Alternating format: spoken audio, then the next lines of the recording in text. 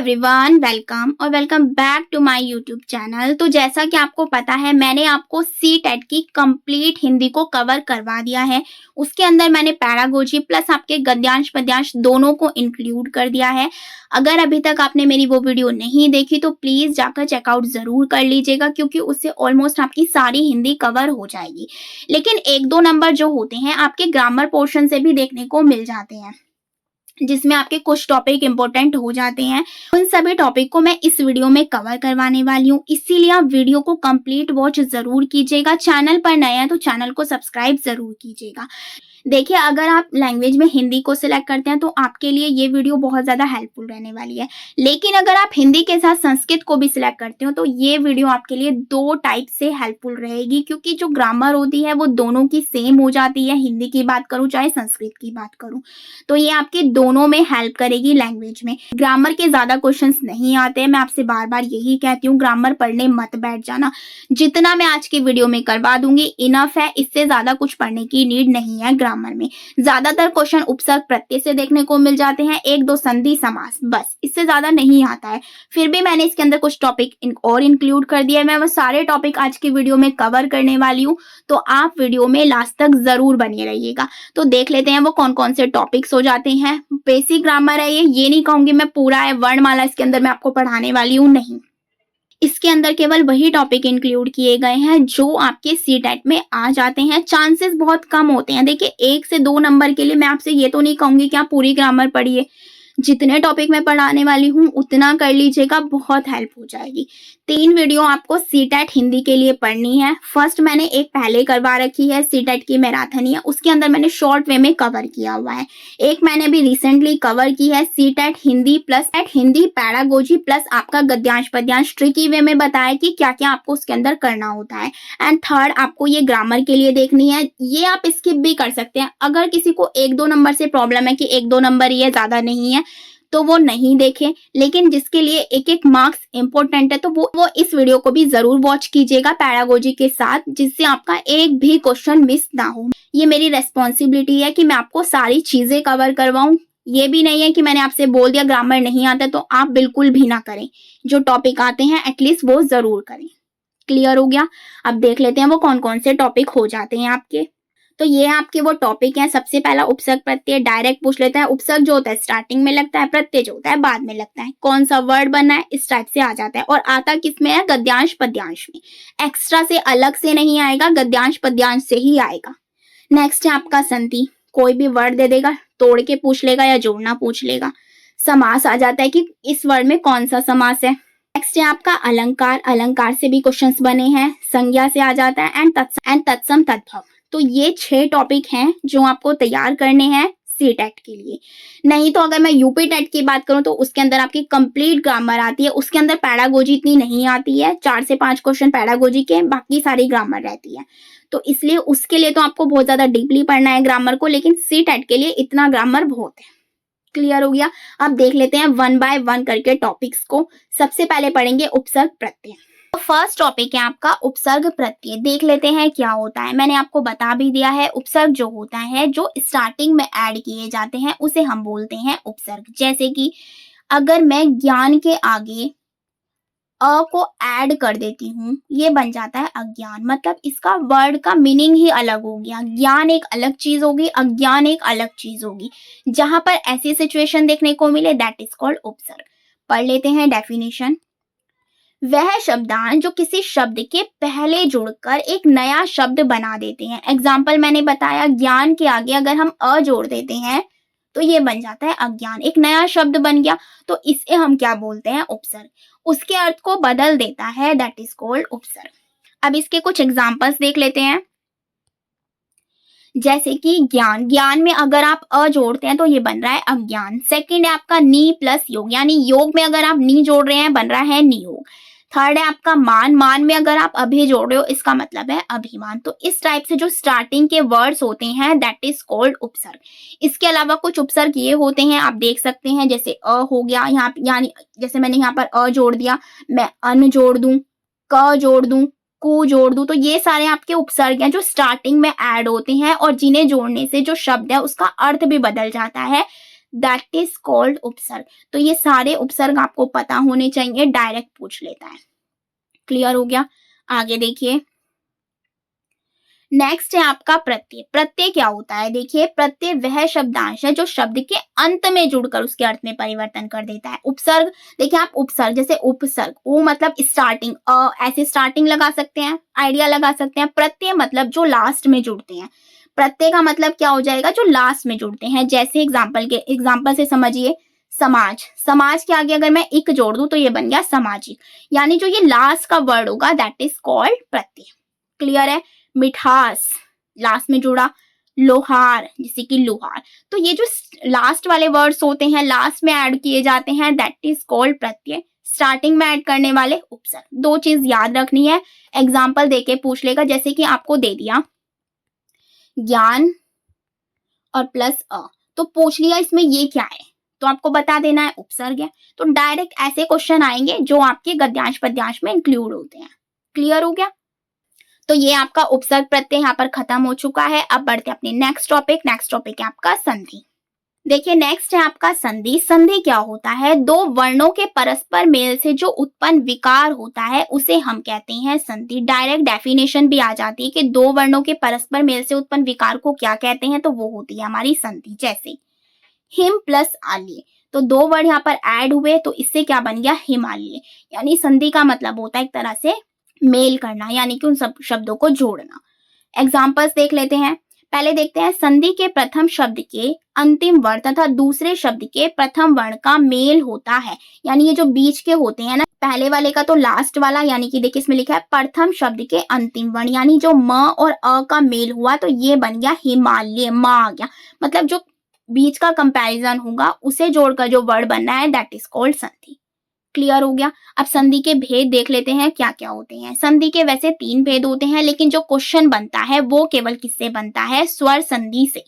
स्वर संधि की ट्रिक बताऊंगी, उसे देख लीजिएगा, कुछ और करने की नीड नहीं है। व्यंजन और विसर्ग नहीं पढ़ाऊंगी इसमें क्योंकि आती ही नहीं है, ओनली क्या आता है? स्वर संधि, वही मैं आपको पढ़ाऊंगी। क्लियर हो गया? तो याद रखिएगा, भेद कितने होते हैं? वो 3 होते हैं, स्वर, व्यंजन एंड विसर्ग। लेकिन जो सी-टेट क्वेश्चन पूछता है वो केवल स्वर संधि से पूछता है। और स्वर संधि जो होती है वो हमारी 5 टाइप की होती है। कौन कौन सी? दीर्घ संधि, गुण संधि, वृद्धि संधि, यण संधि, अयाधि संधि। क्लियर हो गया? तो इन पांचों को पढ़ लेते हैं क्या क्या इसके अंदर होता है। स्वर संधि के भेद, इनकी ट्रिक बताऊंगी, ट्रिक से ही आपको अंदाजा लग जाएगा। 5 होते हैं, दीर्घ, गुण, वृद्धि, यण, अयाधि। याद कर लीजिएगा कितने होते हैं? 5। पहले पढ़ते हैं दीर्घ। दीर्घ का मतलब क्या हो रहा है? बड़ा। ट्रिक छोटी सी है, याद कर लीजिएगा, बड़ी मात्रा। जहां भी किसी भी शब्द में आपको बड़ी मात्रा दिखाई दे वहां आप आंख बंद करके दीर्घ संधि को लगा देंगे। बस मैंने ट्रिक ही लिखी है इसकी, क्या लिखा है? बड़ी मात्रा हो दैट इज कॉल्ड दीर्घ संधि। जैसे भानु उदय, भानु उदय, बड़े उ की मात्रा आ गई, दीर्घ संधि। महात्मा, आ बड़ा है, ए के बाद आ आता है तो आ बड़ा है, तो यहाँ पर भी क्या हो गया? दीर्घ संधि। देवालय, वधूत्सव, गिरीश, ध पे बड़े उ की मात्रा है, र पे बड़ी की मात्रा है, तो जहां पर ये चीजें आपको दिखाई दे दैट इज कॉल्ड दीर्घ संधि। अगर तोड़ने की बात आए तो जी जो ये बड़े उ की मात्रा होती है ना, तो तोड़ने में ये छोटे उ की में कन्वर्ट हो जाती है, क्योंकि छोटा उ मिलके क्या बनता है? एक बड़ा उ बनता है। क्लियर हुई ये वाली बात? आई होप यहाँ तक सारी चीजें क्लियर हैं। आगे बढ़ते हैं अपनी नेक्स्ट संधि पर। नेक्स्ट है आपकी गुण संधि। गुण संधि में एक चीज याद रखिएगा, बस एक मात्रा जहां पर दिखाई दे, अर का साउंड सुनाई दे, वो होती है आपकी दीर्घ संधि। मतलब एक मात्रा आपको दिखे और अर का साउंड आए, जैसे कि देवेंद्र, अर का साउंड आ रहा है ना, जहां पर अर का साउंड आए, एक मात्रा दिखे, आंख बंद करके गुण संधि को मारना है आपको। एग्जाम्पल देख सकते हैं आप, जैसे कि महेंद्र, एक मात्रा दिखगी। महोदय, एक मात्रा दिखगी। महर्षि, अर का साउंड आ गया, महर्षि, ये बहुत ज्यादा इंपॉर्टेंट है, बहुत बार पूछा गया है। यथोचित, एक मात्रा है। जलोर्मी, अर का साउंड आ गया, बोल के भी देखना है वर्ड को, जहां पर इस टाइप का साउंड है, जलोर्मी, अर, महर्षि, अर, तो जैसे इस टाइप का साउंड दिखाई देता है तो दैट इज कॉल्ड गुण संधि। क्लियर हो गया? दीर्घ संधि में क्या बताया? जहां बड़ी मात्रा दिखे। गुण संधि में क्या बताया? जहां पर एक मात्रा लगी हो। क्लियर होगी दोनों? आगे देखिए, नेक्स्ट है आपका वृद्धि संधि। वृद्धि से नाम से स्पष्ट हो रहा है, वृद्धि का मतलब एक मात्रा का बढ़ जाना। जहां पर आपको इस टाइप की 2 मात्रा दिखाई दे दैट इज कॉल्ड वृद्धि संधि। एग्जाम्पल देखते हैं, एक प्लस एक, तो ये बन रहा है एक एक, यानी यहाँ पर दो मात्रा आ गई। जहां पर आपको दो मात्रा दिखाई दे रही है वो हमारा क्या होता है, वृद्धि संधि। क्लियर हो गया। आगे देखिए, नेक्स्ट है आपका यण संधि। यण संधि में क्या याद रखना है, य व र के पहले आपको आधा शब्द देखना है। अगर ये आ रहा है तो दैट इज कॉल्ड यण संधि। फॉर एग्जाम्पल अत्यधिक, य से पहले आधा वर्ण आ गया तो इसका मतलब है ये यण संधि है। प्रत्युपकार, य से पहले आधा वर्ण आ गया, इसका मतलब है यण संधि। अन्वेषण, वेश्रव्य, स्वागत, स्वागत बहुत पूछा जाता है, नोट कर लीजिएगा, इंपॉर्टेंट है। बस याद रखना है य व र के पहले कोई भी आधा वर्ण आए दैट इज कॉल्ड यण संधि। क्लियर हो गया। नेक्स्ट एंड लास्ट संधि है आपकी अयादी संधि। अयादी संधि में क्या हो जाता है, अय आय अव आपका साउंड सुनाई देता है। और एक टिक इसकी छोटी सी ये भी नोट कर लीजिएगा कि देखिए जैसे मैंने लिखा है भवती, पवन, पावक, धावक, तीन वर्ड का ही दिख रहा है ज्यादातर, और इसके अंदर साउंड भी सुनाई दे रहा है अय आय अब आव। इस टाइप से जो चीजें सुनाई देती हैं दैट इज कॉल्ड अयादी संधि। क्लियर हो गया। ज्यादा डिटेल में नहीं जाना है आपको, बिल्कुल मैं यही चीज कहूंगी, डिटेल में बिल्कुल नहीं जाना है। छोटी छोटी चीजें याद कर लीजिएगा, एक दो नंबर इजीली आ जाएगा अगर आपने इस वीडियो को अच्छे से कर लिया। क्लियर हो गया। नेक्स्ट टॉपिक देखिए, नेक्स्ट टॉपिक है आपका समास। समास किसे कहते हैं, पढ़ लेते हैं। समास का एक छोटा सा मतलब याद रखिएगा, समास का मतलब होता है संक्षिप्तीकरण। दो या दो से अधिक शब्दों का परस्पर संबंध बताने वाले शब्द को क्या कहते हैं, समास। यहाँ शब्द है, संधि में वर्ण है, दोनों को कंफ्यूज मत होना, दोनों में संधि में वर्ण आते हैं, समास में शब्द आते हैं। समास के भेद कितने होते हैं, तो वो होते हैं आपके 6 भेद, ये पढ़ लेते हैं, इनसे क्वेश्चन बनता है। पहला है तत्पुरुष, सेकेंड इज अव्ययी भाव, थर्ड इज कर्मधारय, द्विगु, द्वंद्व समास एंड बहुव्रीहि समास। क्लियर हो गया। अब पढ़ते हैं थोड़ा सा डिटेल में इनको। पहला है तत्पुरुष समास। इसमें क्या होता है, उत्तर पद प्रधान होता है। इस समास में आने वाले कारक चिन्ह, कारक जो होते हैं वो होते हैं कर्ता ने कर्म को कर्म से, संप्रदान के लिए अपादान से, संबंध का के की, अधिकरण में पे पर, इन सब का प्रयोग किया जाता है। मतलब कि इनका लोप होता है, कोई वर्ड को अगर हमें तोड़ना है तो इनका लोप दिखाई देगा। एग्जाम्पल से समझाती हूँ। ये भी तत्पुरुष समास भी जो होते हैं वो आपके 6 टाइप के होते हैं, जो आपके कारक चिन्ह होते हैं ना उसी से रिलेट करते हैं। जैसा कि पहले है कर्म तत्पुरुष समास। देखिए चार्ट, जो आपके कारक होते हैं वो 8 टाइप के होते हैं। मैं साइड में चार्ट लगा रही हूँ, आप इसे समझ लीजिएगा, ये चीजें आपको दिखाई देनी चाहिए, इजीली तत्पुरुष समास आपको समझ आ जाएगा। पहला है देखिए कर्म तत्पुरुष समास। इसके अंदर क्या होता है, को, जैसे आपको दे दिया माखन चोर, जब आप इसे तोड़ेंगे तो क्या लिखेंगे, माखन को चुराने वाला, यानी इसके अंदर को साउंड आ गया। अगर को साउंड आ गया दैट इज कॉल्ड कर्म तत्पुरुष समास। बोल के देखना है, इजी हो जाएगा। क्लियर हो गया। सेकंड मैंने लिया है करण तत्पुरुष समास। इसमें क्या आता है, से मतलब करुणा पूर्ण, करुणा से जो पूर्ण होता है कॉल्ड करण तत्पुरुष समास। नेक्स्ट है आपका संप्रदान तत्पुरुष। इसमें क्या आता है, के लिए, प्रयोगशाला, प्रयोग के लिए शाला। तो ये चीज आपको देखनी है कि ये चीज अगर आपको दिखाई दे रही है दैट इज कॉल्ड संप्रदान तत्पुरुष समास। क्लियर हो गया। समास कितने टाइप के होते हैं, 6। उसके अंदर जो पहला है आपका तत्पुरुष वो भी 6 टाइप का होता है, ये भी याद रखना है। नेक्स्ट है आपका अपादान। अपादान में होता है से मतलब अलग होना, जैसे पेड़ से पत्ते गिरे, अलग हो रहे हैं, पेड़ से पत्ते अलग हो रहे हैं, वहां पर क्या हो जाएगा आपका अपादान तत्पुरुष समास। रोग मुक्त, रोग से मुक्त, तो ये चीज जहां पर अलग होने की बात आएगी दैट इज कॉल्ड अपादान तत्पुरुष समास। नेक्स्ट है आपका संबंध तत्पुरुष समास। इसमें का के की याद देखने को मिलता है, जैसे कि देश रक्षा, देश की रक्षा, जहां पर का के की वर्ड बीच में आ जाए दैट इज कॉल्ड संबंध तत्पुरुष समास। क्लियर हो गया। आगे देखिए, नेक्स्ट है आपका अधिकरण तत्पुरुष समास, यानी कि में पे पर, जैसे कि आप बीती, आप पर बीती, तो पर आ गया बीच में तो ये हो जाएगा आपका अधिकरण तत्पुरुष समास। चार्ट देख लीजिए, चार्ट देख लीजिएगा, कारक का इजीली समझ में आ जाएगा, कोई प्रॉब्लम नहीं आएगी। क्लियर हो गया। अब देख लेते हैं नेक्स्ट समास। नेक्स्ट है आपका अव्ययी भाव समास। इसमें क्या होता है, पहला या पूर्व पद प्रधान होता है, मतलब जो स्टार्टिंग का पद होता है वो प्रधान होता है। जैसे प्रत्येक उपसर्ग वाला शब्द अव्ययी भाव समास होता है। मतलब अगर आपको उपसर्ग भी दिख रहा है स्टार्टिंग में और आपसे पूछ लिया कि इसमें कौन सा समास है, तो आप उसमें उपसर्ग भी देख सकते हैं। अगर स्टार्टिंग में उपसर्ग नजर आ रहा है तो दैट इज कॉल्ड अव्ययी भाव समास।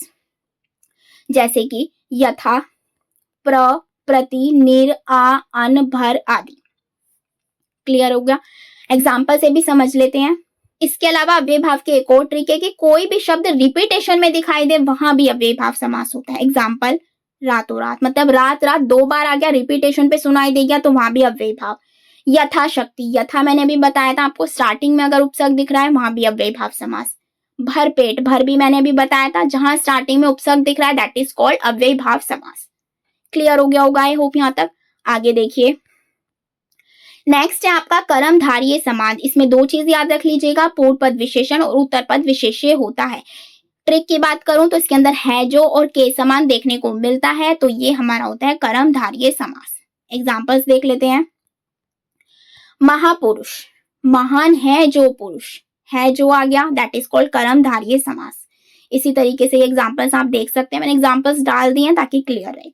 नेक्स्ट है द्विगु समास। द्विगु समास में क्या याद रखेंगे, पूर्व पद संख्यावाचक विशेषण, मतलब पूर्व पद जो होता है वो संख्यावाचक होता है, संख्या की प्रधानता होती है। जैसे पंचतंत्र, मतलब 5 तंत्रों का समूह, जहां पर ये स्टार्टिंग में जो है आपको संख्याएं दिखाई दे 5, 6, 9, 8, 10, 12, तो वहां होता है आपका द्विगु समास। छोटी सी ट्रिक है।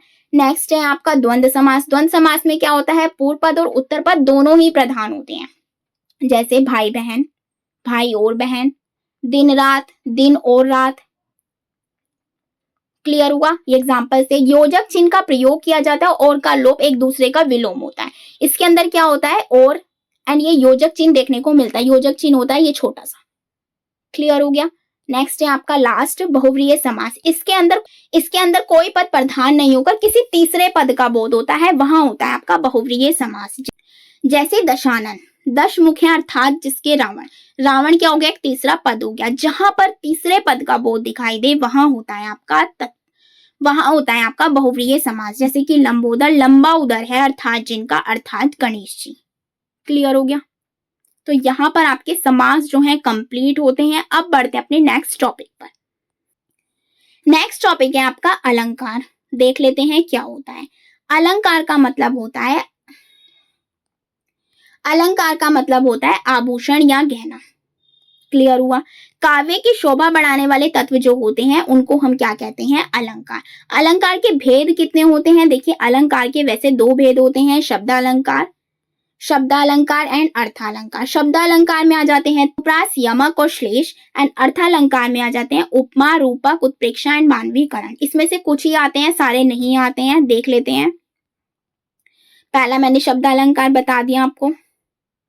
पढ़ते हैं पहला अनुप्रास अलंकार। इसमें क्या होता है, जहां एक वर्ण बार बार आए वहां होता है आपका अनुप्रास अलंकार। फॉर एग्जाम्पल, रघुपति राघव, राजा राम, पति द पावन, सीता राम, मतलब इसके अंदर र वर्ण की आवृत्ति बार बार हुई है, दैट इज कॉल्ड अनुप्रास अलंकार। एक चीज देख ली। नेक्स्ट है आपका यमक अलंकार। एक ही शब्द एक से अधिक बार आए। फॉर एग्जाम्पल, कनक कनकते सोकुनी, एक शब्द 2 बार आ गया और दोनों का अर्थ अलग अलग होगा, तो वहां होता है आपका यमक अलंकार। क्लियर हो गया। नेक्स्ट है आपका श्लेष अलंकार। ये क्या होता है, जहां एक शब्द एक ही बार प्रयुक्त होता है परंतु उनके 2 या 2 से अधिक अर्थ होते हैं, वहां होता है श्लेष अलंकार। जैसे रहीमन पानी राखिए, बिन पानी सब सून, पानी गए न उबरे, मोती मानुष चून। तो यहाँ पर पानी शब्द जो है वो कई बार आया है और उसके अर्थ भी कई बार अलग अलग होंगे, तो वहां होता है आपका श्लेष अलंकार। क्लियर हो गया। आगे देखिए। नेक्स्ट है आपके अर्थालंकार। इसके अंदर 5 देखने को मिलते हैं, उपमा, रूपक, उत्प्रेक्षा, अतिशयोक्ति, मानवीकरण। वैसे ज्यादातर गद्यांश पद्यांश में उत्प्रेक्षा पूछा जाता है, तो देख लेते हैं 1 बाय 1। उपमा की अगर मैं बात करूं तो इसमें योजक चिन्ह आता है, सा से सी आता है और तुलना की बात आती है, तो वो होता है आपका उपमा अलंकार। जैसे मुख चंद्रमा सा, देखिए इसके बाद योजक चिन्ह के बाद सा से सी आ रहा है, तो इट मीन्स उपमा अलंकार। ट्रिक देख लीजिएगा, बस ट्रिक, कुछ ज्यादा देखने की नीड नहीं कि पूरी डेफिनेशन पढ़नी है, ट्रिक देख लीजिएगा, इजीली काम हो जाएगा। नेक्स्ट है आपका रूपक अलंकार। इसमें क्या होता है, योजक चिन्ह तो आए बट सा से सी ना आए। अब जैसे उसके अंदर योजक चिन्ह के बाद सा से सी आ रहा था, लेकिन इसके अंदर योजक चिन्ह के बाद सा से सी ना आए, वहां होता है आपका रूपक अलंकार। चरण कमल बन दो हरि राई, तो इसके बीच में क्या आ गया, योजक चिन्ह। क्लियर हो गया। नेक्स्ट है आपका उत्प्रेक्षा अलंकार। उत्प्रेक्षा क्या होता है, जिसके अंदर आपको ये वर्ड दिखाई दे, जो, मानो, मनु, मनु, जानो, एव आदि शब्द आए। ये वर्ड अगर आपको किसी भी एग्जाम्पल में दिख रहे हैं तो आंख बंद करके उत्प्रेक्षा अलंकार को मार दीजिएगा, बहुत इंपॉर्टेंट है, रिपीटेशन पे लिख लीजिएगा, बहुत इंपॉर्टेंट है। एग्जाम्पल, सोहत ओढ़े पीत पट, श्याम सलोने गात, मनो नीलमणि सहल पर आतप परियो प्रभात। अब देखिए इसके अंदर मनो आ गया, इट मीन्स कि यहाँ पर उत्प्रेक्षा अलंकार है। इन्हें याद कर लीजिएगा, इजीली हो जाएगा। नेक्स्ट है आपका अतिशयोक्ति। गुण या स्थिति को बढ़ा चढ़ाकर कहना, उसका वर्णन किया जाए, वहां पर होता है अतिशयोक्ति। जैसे हनुमान की पूंछ में लगन लगन न पाई आग, लंका सारी जरी गई, नए निशाचर भाग। मतलब ऐसा कुछ बताया गया कि ऐसा कुछ बताया गया कि हनुमान की जो पूंछ उसमें आग लग गई और उसी से सारी चीजें जल गई। इस टाइप से चीजें बताई गई हैं यहाँ पर। तो यहाँ पर होता है मतलब चीजों को बढ़ा चढ़ाकर बताया गया है, दैट इज कॉल्ड अतिशयोक्ति अलंकार। नेक्स्ट है मानवीकरण। जहां पर प्राकृतिक चीजों से रिलेटेड बात आएगी वो होता है हमारा मानवीकरण।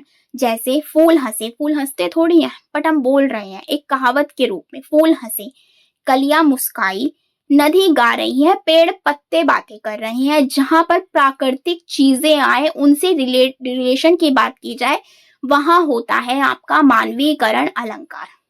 क्लियर हो गया? आई होप यहां तक आपको सारी चीजें क्लियर हुई हैं। यहाँ पर आपका अलंकार का टॉपिक भी कंप्लीट होता है। अब बढ़ते अपने नेक्स्ट टॉपिक पर। नेक्स्ट टॉपिक है आपका तत्सम एवं तद्भव। इसकी मैं आपको ट्रिक बता देती हूँ, वो याद कर लीजिएगा, इजी हो जाएगा। ये आप पढ़ सकते हैं। तत्सम होता है तत् प्लस सम, अर्थात संस्कृत के समान। जहां पर संस्कृत के समान वर्ड की बात आती है दैट इज कॉल्ड तत्सम। संस्कृत के ऐसे शब्द जो के त्यों प्रयोग में लाए जाते हैं, जैसे अग्नि, आम्र, चंद्र आदि। ट्रिक याद रख लीजिएगा, श स श ण त्र य किसी भी शब्द में आए दैट इज कॉल्ड तत्सम। कुछ राशियों के नाम, ग्रहों के नाम, नक्षत्रों के, धार्मिक, वैदिक, मंत्र, संख्या, पशु पक्षी, ये सारी बात आए तो वहां भी हमारा तत्सम होता है। ट्रिक भी बताऊंगी, अभी देखते रहिए। तद्भव क्या होता है? तत् प्लस भव, इसका विच्छेद हो गया। ऐसे शब्द जो संस्कृत और प्राकृत से विकृत होकर हिंदी में आए हैं, मतलब कि जो संस्कृत के वर्ड तो हैं बट वो हिंदी में आ गए हैं, उन्हें बोलते हैं तद्भव। जैसे संध्या, सांझ, कर्पूर, कपूर, चंद्र को अब हम क्या बोलते हैं? चांद। तो ऐसे जो वर्ण होते हैं उन्हें हम बोलते हैं तद्भव। क्लियर हो गया? इसके अंदर क्या होता है? ख, छ, स, ब, न, त, सामान्य ऋण, चंद बिंदु, ये सारी चीजें तद्भव के अंदर देखने को मिलती हैं। अगर इतना भी आपको याद नहीं रहता है तो देखिए इसकी मैंने ट्रिक भी बना दी है, बस ये याद कर लीजिएगा, इजी हो जाएगा। तत्सम और तद्भव, जहां आपको क्ष दिखे तो इसका मतलब तत्सम है वर्ड में, ख और छ दिखे इसका मतलब तद्भव है। जैसे क्षीर से खीर बन रही है तो खीर क्या है? हमारा तद्भव है, और क्षीर क्या है? हमारा तत्सम है। क्लियर हुआ? सेकंड देखिए, सेकंड है व और ब। व जो है हमारा तत्सम, जैसे कि वर्षा, और ब की अगर मैं बात करूं बरसात, तो ये व और ब, व अगर आपको दिखे तत्सम, ब अगर दिखे तो तद्भव। क्लियर है?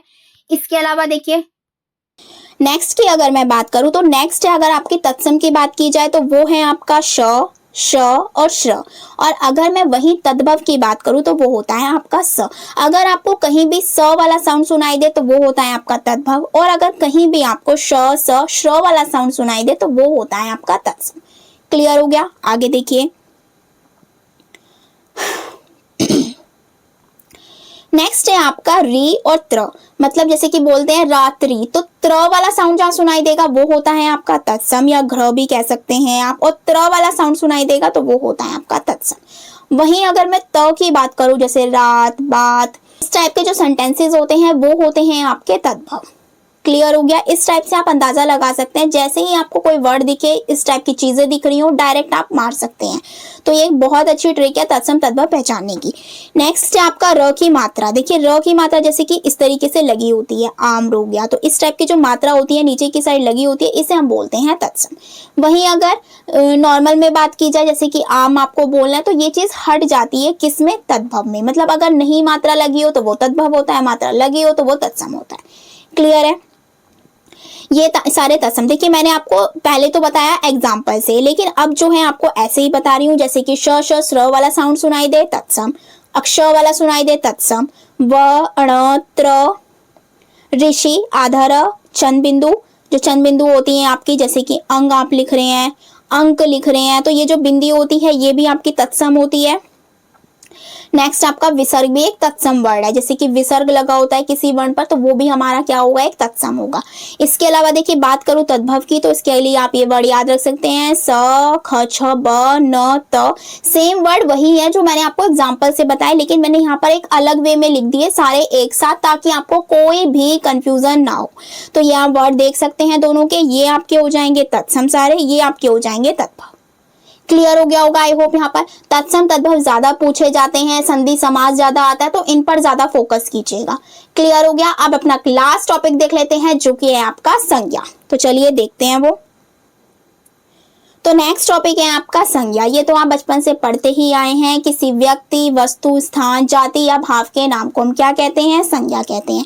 अब जैसे अगर मैं व्यक्ति की बात करूं तो नेम हो गया, किसी का भी, आपका भी नेम हो सकता है, राम, श्याम, गीता, हरि, शिवानी, राधिका, कोई भी नेम हो गया तो वो हो गया व्यक्ति में। वस्तु की बात करें, कोई भी वस्तु हो सकती है जो भी आपके आसपास हो इस वक्त, कुर्सी, मेज, किताब, कुछ भी।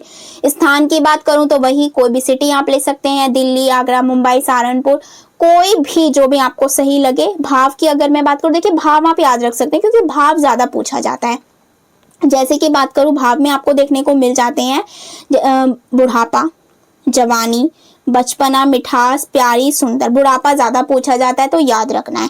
ये मैंने एग्जांपल्स डाल दिए, देख सकते हैं आप, क्यूट से एग्जांपल डाले हैं ताकि आपको कोई भी कंफ्यूजन ना हो। कार हो गया, मेज होगी, किताबें, मिक्सअप है ये। इस तरीके से आपका बुढ़ापा हो गया, गीता, पंखा, तो ये सारी चीजें किस में आती है, हमारे संज्ञा में। संज्ञा के भेद देख लेते हैं आप। संज्ञा के अगर मैं भेद की बात करूं तो 3 भेद होते हैं, लेकिन जो 2 और भेद होते हैं वो जातिवाचक से कनेक्ट होते हैं, मतलब जातिवाचक के भी आपके 2 और होते हैं। पहला है व्यक्तिवाचक, जातिवाचक, भाववाचक, द्रव्यवाचक एंड समूहवाचक। पांचों के बारे में देख लेते हैं थोड़ा थोड़ा डिटेल में कि क्या होते हैं। पहला है आपका व्यक्तिवाचक। देखिए व्यक्ति से स्पष्ट हो रहा है कोई भी एक पर्टिकुलर पर्सन हो, तो वहां पर क्या होता है हमारा व्यक्तिवाचक। देखिए राम, भगवान श्री राम तो एक ही तो है, तो जहां पर पर्टिकुलर एक इंसान की बात हो रही है, एक वही है, तो वहां पर हमारा क्या होता है, व्यक्तिवाचक। जैसे महात्मा गांधी, सरदार वल्लभ भाई पटेल, नरेंद्र मोदी, तो इस टाइप से जो नेम होते हैं वो आते हैं हमारे व्यक्तिवाचक।